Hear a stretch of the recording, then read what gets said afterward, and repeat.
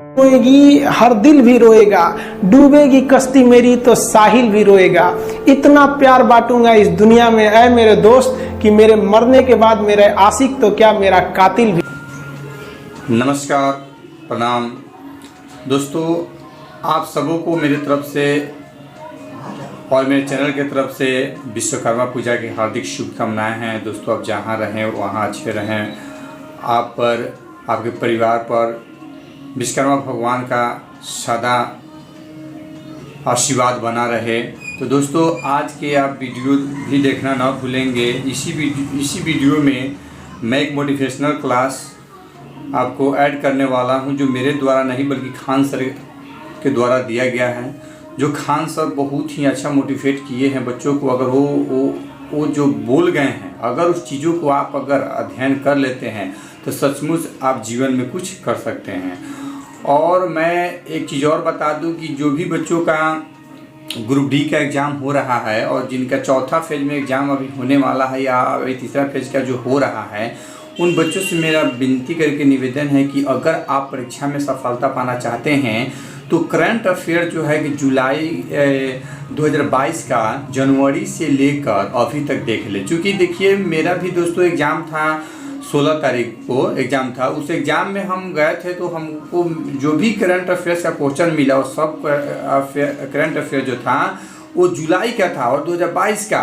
भले बहुत सारे चैनल वाले या बहुत सारे जो है कि मतलब बच्चों के द्वारा देखने को सच में मिला है कि नहीं मेरा करंट अफेयर जो है कि 19 का है, सॉरी 21 का है, लेकिन ऐसा बात नहीं है। अभी जो फेज में जो एग्ज़ाम हो रहा है इसमें 2022 का पूरा करंट अफेयर पूछा जा रहा है। इसलिए अभी जो नहीं दिए हैं उनसे मेरा हाथ जो कि विनती कि अगर आप अच्छा नंबर लाना चाहते हैं तो आप 2022 का करंट अफेयर पूरा पढ़ लीजिए।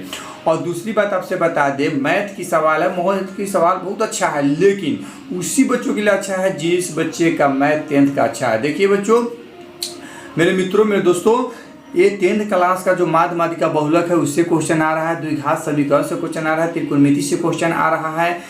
हाँ, इन सभी से क्वेश्चन आ रहा है। और जैसे 8 में आप पढ़े होंगे लाभांश, चक्रवृद्धि ब्याज, साधारण ब्याज, अंकित मूल, डिस्काउंट, ये सभी मतलब आप जो जानते हैं जो आता है वो आ रहा है। रीजनिंग भी जो है seating arrangement 2 question, 3 question, 4 question डाल दे रहा है। उसके अलावा डिकोडिंग वगैरह ये सभी जो डाल दे रहा है।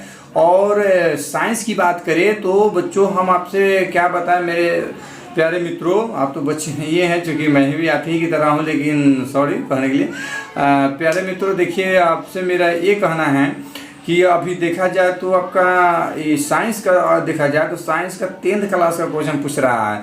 और पूछिएगा 10th क्लास का कौन सा चैप्टर है, तो 10th क्लास का जो है कि आनुवंशिकता चैप्टर से बहुत सारा क्वेश्चन पूछ रहा है। आनुवंशिकता चैप्टर से आपका क्वेश्चन 2-4 क्वेश्चन पूछ दे रहा है। उसके बाद 9th क्लास की बात करें तो 9th क्लास की जो उत्तक है उससे भी क्वेश्चन पूछ रहा है। तो 9th 10th का जिनका साइंस अच्छा है, हमको लगता है कि उनको उनको साइंस में प्रॉब्लम नहीं होगा, समझे कि नहीं। तो अगर आपका मैथ, साइंस, रीजनिंग अच्छा है, करंट अफेयर 2022 का देख लीजिए, समझिए कि आपका एग्जाम में रिजल्ट आना तय है। तो चलिए, इसी शुभकामना के साथ फिर हम मिलते हैं किसी अगले वीडियो में। और बहुत ही अच्छा कंटेंट हम भी देने वाले हैं इस चैनल के माध्यम से। अभी तो हम 10th की तैयारी कराते थे, लेकिन 10th के बच्चों का रिस्पॉन्सिबिलिटी मेरे तरफ नहीं बढ़ा है, इसलिए हम हो सकता है तो कम वीडियो डालेंगे 10th क्लास का। अब मैं भी कंपटीशन में आ रहा हूँ दोस्तों। आप मेरे द्वारा जो कॉम्पिटिटिव लेवल का जो क्वेश्चन दिया जाएगा उसे भी एक बार देख लेंगे तो मैं तो 100% कहता हूँ कि एकदम एग्जाम में वही रहेगा। तो चलिए, और ये जो खान सर के द्वारा जो मोटिवेशनल है इसे भी आप जरूर देखें। तो फिर हम मिलते हैं किसी अगले वीडियो में। जब तक जय हिंद, जय भारत। देखिए, खुशी कब मिलेगी आपको? जिस दिन आपको जॉब मिलेगा ना, और जो पहली सैलरी मिलेगी वो भी नहीं खुशी है। जब आप अपनी पहली सैलरी ले जाके अपनी माँ के हाथों में देंगे ना तो आपकी आंखों में आंसू होगा।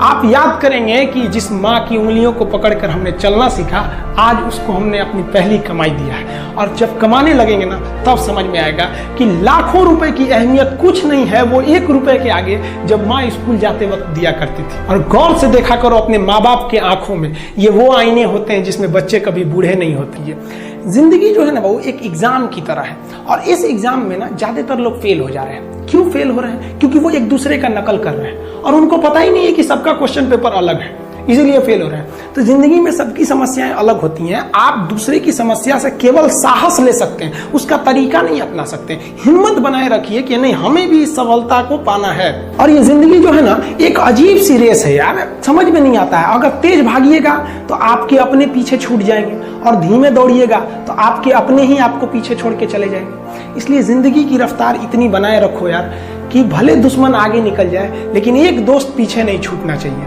अपने जिंदगी में हौसला बना के रखिए। पतंग को पता होता है कि उसका अंत एक कचड़े में जाकर होगा, लेकिन उससे पहले उसे आसमान छूकर दिखाना होता। देखिए, सफलता और असफलता में थोड़ा सा का अंतर है। सफलता आपका परिचय दुनिया के सामने कराएगी, और असफलता दुनिया का परिचय आपसे करा देगी। इसलिए सफल जरूर हुई। देखिए, 97% लोग जो है ना, वो थक के किसी काम को छोड़ देते हैं, और जिंदगी भर उन 3% लोगों के लिए काम करने लगते हैं जो कभी भी हार नहीं मानते। मेहनत बता देता है कि परिणाम कैसे मिलेगा, वरना परिणाम तो बताता ही है कि आपका मेहनत कैसा था। पहाड़ों को चीरते हुए जब नदी निकलती है ना, तो कभी नहीं पूछती है कि समुद्र अभी कितना दूर है। और नदी में गिरने से तो कभी किसी की मौत नहीं होती है। मरता तो वही है जिसे तैरना नहीं आता है। तो हम सब परिस्थितियों के आगे हार जाते हैं। हम हार जाते हैं, परिस्थितियां सबके सामने होती है। जो डट के रहा उसे मंजिल मिली, और जो नहीं डटा वो हार के चला गया।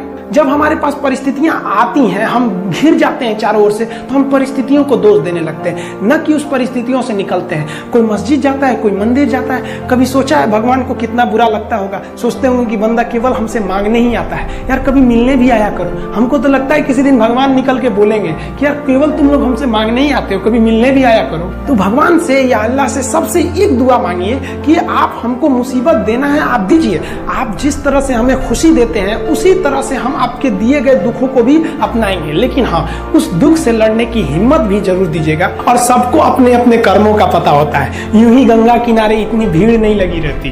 देखिए, जिंदगी में आपसे भी कुछ गलतियां होंगी। और गलती किससे होती है? जो काम करता है, मेहनत करने वालों से ही तो गलतियां होती है। निकम्मों की तो पूरी जिंदगी निकल जाती है दूसरों में कमी ढूंढते ढूंढते। और दुनिया में ना किसी भी समस्या है भाई, उसका सबसे अच्छा एक टोल फ्री नंबर है। दुनिया की कोई भी समस्या का सबसे टोल फ्री नंबर है दोस्त। एक बढ़िया दोस्त बनाओ भाई, 2-4 लोगों का, और उनसे ही आप पढ़ाई लिखाई हर तरह के डिस्कस करते रहो।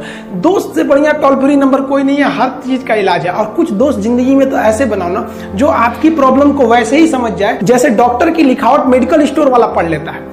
और एक बात और, ये जो अच्छी किताबें होती हैं और अच्छे दोस्त होते हैं ना, जल्दी समझ में नहीं आते हैं। लेकिन इसलिए दोस्ती बहुत अच्छे सोच समझ के कीजिएगा, क्योंकि कहा जाता है कि एक आम 10 आम को सड़ा सकता है, लेकिन 10 अच्छा आम एक सड़े हुए आम को कभी ठीक नहीं कर सकते। इसलिए अगर आपको कोई आपके सर्किल में, कोई आपके करियर में कोई बाधा आता है, तो तुरंत बाहर कीजिए, उनसे कोई इग्नोर मत।